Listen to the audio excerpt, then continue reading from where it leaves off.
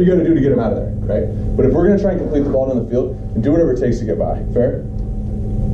Cool. Good answer. All right, so then how does this change? So we all have Tampa 2, right? How many of us think that the number one difference or the only difference between cover 2 and Tampa 2 is the mic? How many of us have been taught that it's just the mic is different? Does everybody have Tampa 2? We see the 7 on, right? Anybody not? Anybody go, what is Tampa 2? Anybody sit here and go, I don't watch Tampa Bay Buccaneers. What are you talking about? So hey, so real quick, so I'm answering questions, I'm not getting feedback, okay? So here's something real quick. I want to deviate for a second while you draw that out. So one of the things you've noticed out of everybody here is these guys are leaders, right? These guys have been leaders of team, big time leaders of team. Mike was a backup quarterback, go to captain. Deshaun Watson is the face of the whole damn college football deal, right? There's two kinds of leaders, and I've stolen this from Trent Dilfer. I work with the Elite 11. There's two kinds of leaders. There's thermometer leaders, and I want everybody to write this down. There's thermometer leaders, and there's thermostat leaders. You guys know what a thermostat is? Right? So a thermometer, when we walk in a room, a thermometer tells us what the temperature in the room is. I walk into the room, it says 71, right? And then I'm just in the room now. But a thermostat leader comes in and goes, I'm here, and now it's 80. I'm here, and now it's 50. They change the temperature of the room. You feel their presence, they walk in. Did you guys notice when the older NFL and college guys walked in? You notice it, right? So, if I'm asking questions, and you guys, I'm not saying everybody has to raise their hand and compete for the raise the answer, but I need to feel people's presence. If you're in the room, you need to know that you're in the room. If you have a question, you need to be confident enough to sit here and go, hey, hold up, time out, I got a question, right? So from here on out for the rest of the day, if we have questions, I want you guys to make your presence felt, okay? Because when I walk in the room, it's my room. I got it. We're working on a lot of stuff right now for the draft, but one of them is, and this is why we're recording this right here, is like, we want to see the presence that we have on the board. So why this is a great rep out here for these guys too, is we want to come in and command the room. Regardless of what your personality is, Deshaun, Mike, Blake, Travis, 4 different personalities. But make no mistake about it, even as a rookie, Blake walked in that room at 21 years old, and it's his deal. The 34-year-old dudes who have 3 kids are listening to this kid. It's his show. Cool? So make sure that as we're doing this, one of the things you're pulling from this is just, I did not say that you have to rah, rah, rah and cheer everybody on. You need to talk more than anybody else or any of that stuff. There's all different kinds of leadership. But the most important thing is that you can take control of the room. Even as a 7th grader, you take control of the room when you walk in there, because we are different than other people. We are not athletes and we are not football players. We are quarterbacks. It's different. It's a very, very, very different thing. Cool? That's why people say the term, oh, I'm going to quarterback this thing. I'm going to be the quarterback on this project, right? Because we are different. We are not athletes. We are not football players. We are quarterbacks. More is expected from us, and presence and being in a room and owning situations and being confident enough to ask a question or respond to a question when it's asked to you is a very clear difference between you and everybody else in the school. Cool? All right, shifting gears to the last coverage, Tampa 2. All right, we got Tampa 2. Kind of similar responsibilities for, most of the guys, but at the same time, a little different too. So, starting with the corners. Corners, outside contain run support, just like cover 2. Funneling, number 1, inside, sinking the 8 to 10, collecting anything in the flats. Safety's responsibility, back no run support, backpedaling, splitting the difference between both verticals. Deepest, to be able to make ability on both receivers. And in this coverage right here in Tampa 2, these guys are capable of expanding a little bit more, just because when I get to it, the mic has deep middle. But at the same time, splitting the difference between both receivers to be able to make a play on both of them. Nickel sound. Now this is where the responsibilities get different. You agree with the corners tab again? Corners, outside contain run support. Okay. Funneling, number 1 inside. Sinking, 8 to 10. Collecting anything in the flats. Still outside leverage? Right, still outside leverage. Just like cover 2. Are both safeties the same responsibility? Safeties? Yeah, same responsibilities. Splitting the difference between both verticals. Deepest to be able to make a play on both vertical receivers. No run support. And after you do the mic, he'll explain how they're the same as regular two, but there's a little bit of a difference. Right. So in this formation right here, we're going to call the Y, this side right here, the passer strength. So you have, depending on the defensive coordinator, the mic can open up to the field sometimes. He can open up to the passer strength, or he can open up to speed. So if you have a, let's say, speedy guy right here, the mic, the defensive coordinator might want to help and open up to this side and not the passer strength. So in this case, we're going to open up to the passer strength. So we're going to open up to this side. So I'm going to go with the mic and come to these seconds. So mic has inside run support.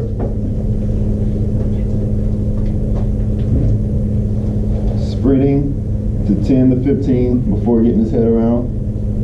Opening up towards the Y, or the passing strength. Collecting anything, walling anything in the middle of the field. So he has to be deep. He can't get beat deep over top. So when you see a lot of guys have the Y benders over top and the mics get beat, he's wrong. He has to be able to be the safety of this middle of the field. So inside run support, sprinting 10 to 15 before his head gets turned towards the passer strength, collecting anything in the middle and being the deepest. Now in this case, right here, this is where the SAM and the nickel is responsibilities are different. So I'm gonna start with the SAM. SAM responsibility, inside run support, walling number 2, and being very, very aggressive. So he's walling, being aggressive, pushing, and he's able to get beat over top because he has the mic over top. So it basically, in this situation, it's like a bracket or so, but he's walling to help the mic out so the mic can get out of there and won't get beat over top. So he can be very, very, very aggressive. Sinking the curl, collecting anything in the flats. Or not in the flats, but collecting anything in this area. Sinking the curl, collecting anything in this area. On the back side of that, away from where the mic is open, the nickel SAM, inside run support, walling number 2. So he has to wall number 2 in case you have a bender. And it's not just a regular wall where you just hit him. He's going to wall him a little longer, a little deeper to help this mic and this safety out. So the mic is looking this way, so you have all this void and the safety is backpedaling. Hold in. So the nickel SAM has to wall longer so the safety can be able to see it and be able to make a play. Sinking 8 to 10 in this curl, collecting anything in this area. So that's the difference between regular cover 2 where you just wall, sink the curl, collecting anything in this area, and the opposite of this SAM. It's kind of similar if you think about like 2-man, right? We said that corner outside's gonna be inside leverage, and he can get beat deep because he's got safety over the top. So he can be really aggressive, put hands on the receiver because he's got a safety over the top. Right. What Deshaun did a really good job explaining is that Sam linebacker, if that Mike's gonna work towards him in Tampa, because that's the passing strength, and that Sam linebacker can afford to get, like he said, really aggressive because he's got help. He's just buying the Mike some time to get over there. And those safeties, so sure, Tampa on Madden, the guy that Mike runs down the middle of the field, but what we're learning is he doesn't. He's got inside gap run support. He's going to run 10 to 15 yards to take over that seam, anybody who's running a seam, and then he's going to get his shoulders right, he's going to get his eyes in the backfield. Cool? And the other people around him are going to be able to help. When the Mike goes to this side, this linebacker over here is going to be more aggressive, but this guy over here has more ground to cover. He's going to carry it a little bit longer. The safety on this side, if the Mike's coming to me, he needs to play wider. He can take advantage of the sideline. So as a quarterback, that's probably not the whole shot I want to take, right? If I have 4 verts, that's why we go away from the mic, right? It's not just because the mic's running over there. It's because that safety's getting taught to play wider, and that other nickel's getting taught to carry it longer, right? So we've got some people here, and that's also why I love the check down in Tampa 2 versus 4 verticals. And I want to throw the check down, and I want to tell my back, hey, run away from the mic, because that nickel's going to be carrying longer. It makes sense. See how it all kind of works together? Cool. Any other questions for Deshaun? Is there anything pre-snap you can know when it's covered to Tampa? You gotta wait. I know in college you could, because no one, a lot of these mics in college are very good, but they're not the best players on the defense usually. Usually the best defense are players in defense and safety, nickel sound, guys like that. So usually they'll be a little bit deeper, trying to get in this void. But when you see good teams, for instance, we played Florida State, or even my defense, guys will line up in the A gap and kind of like draw a different confusion for the O-line and then just bail out. So, and sometimes you can, sometimes you can't. Just really a post not read. Yeah. The second you see that Mike's dropping to Tampa 2, what's the first part of the field that you're looking for to hit your receiver? This home. He's opening up this way. Like you said, this safety can be more aggressive over top. He's going to funnel in, so the whole shot is pretty much gone. He's been very aggressive, so it's going to take... You already have the defensive end here, so he has to go around the end. Sam see no run. He's been very, very aggressive. That's out the way. He's out of there. Safety has to get over top, funnel anything in, so you have this big hole to take care of. And if he don't really wall, you have that big hole. Yeah. So let's say you're running like 4 verts, and would a good check down for the running back with like a Texas route or like sort of an angle route work, because he's kind of replacing where that Mike would be leaving? You talking this way or this way?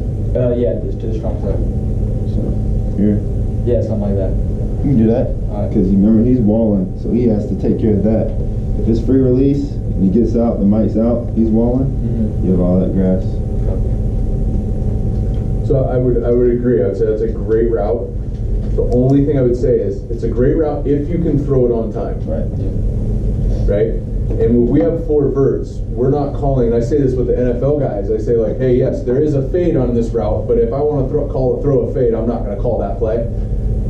If the angle route, that Texas route is great versus Tampa for that reason, but on 4 verts, I probably wouldn't have it as a check down, because the odds of you getting off of the routes downfield and getting your eyes down to the check down right as he puts his foot in the ground and breaks is pretty low, right? So we drop like a balloon route, like we kind of been talking about, why this is a really good option. You want to draw it to this side? Don't be either way. Balloon route, check down here. It is going opposite of the mic.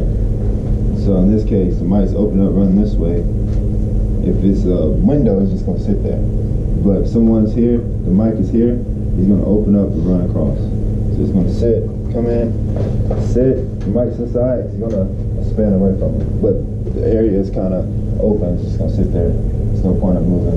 It's an option route. I've heard it called a balloon route. Think about if you blow air into a balloon, and you let it go, it'll go anywhere, right? So what do you guys call it? Option route. So it's a 3-way go. Cool. So if there's nobody there, find that little area and hook it up. Otherwise, shake out of it. So I like the angle route and Texas route versus Tampa 2 or versus 2 versus quarters. Love it versus 2-man. Right? Yeah. But not as a check down on 4 verts. If you're going to run an angle route, call a play that allows you to throw the angle route. But I wouldn't treat an angle route as a check down. Because once he puts his foot in the ground and runs, if somebody covers him, if he's covered in the beginning, he's covered the entire way. He's only made 1 move. Right? Great question, though.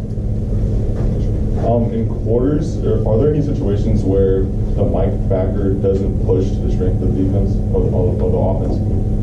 As far as like if you have like a 2x2 set and the running back goes one way and he makes a push ball towards the running back, is there a situation where he's not going to the side where there's more receivers or more options?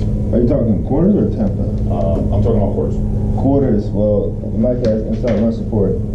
Walling any crossers, sinking the 8 to 10 to anything in the middle. So if he flares that way, that Sam should be picking up in that area because he's going to that area.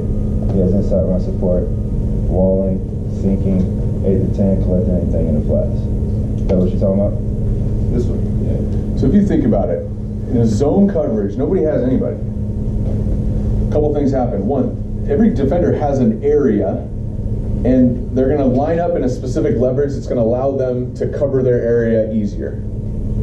Kind of like, again, let's get like real simple here, in its simplest form. That's what the off season's about, right? Going back to the basics. So, in its simplest form, zone coverage, I don't have anybody. I've got this area, and I'm going to line up this leverage or this leverage to help me cover that area, right? You say, well, who has this guy? Well, it depends on what area that guy runs into, right? You really want to separate those things in your mind, right? So pick up basketball, right? Well, if you play pick up basketball, as soon as you guys start going, I got him. Well, I don't want him, but I'll take him, right? Right? But it's because you're going to play man-to-man and pick up basketball. But you're playing high school basketball, coach is sitting there yelling at 2-3, 3-1, whatever, you know, calling that out. But, well, you don't have it. Now you've just got an area, right? And I'm going to line up here, and I'm going to be top, you know, elbow of the key to cover this area. So separate man and zone in your mind, right? I've got this area, and here's the leverage I'm going to line up in to help me in this area so that I can first stop the run, and second, stop forwards. Now, what we were going to talk about 4 brackets, but we kind of cut it out. Then we could have, you know, the back would have flew, and then the mic would, but we didn't want to. See very little brackets, right? True brackets in high school. Yeah. We're going to university. So there's different variations of, you know, 4 that you can run with that. When the mic can actually run with the back sometimes. So that's why I wanted to condense it today. We got something in March. We're going to really dive in, and more time too. What I do is I show you, like, I'll give Blake up, or show you, like, well, let me show you like a crazy defense and how gnarly it gets, right? And people going all over the place. And it's different too. We were talking about, I used to play in the AFC North, and you had Ed Reed as a safety and Troy Polamalu as a safety. And Troy Polamalu at times would line up in the A gap, and he'd have cover 2. Strong safety. I mean, so it gets crazy. Appreciate it, man. So, awesome. So we're gonna switch gears, okay? I want to talk for 1 minute on what we are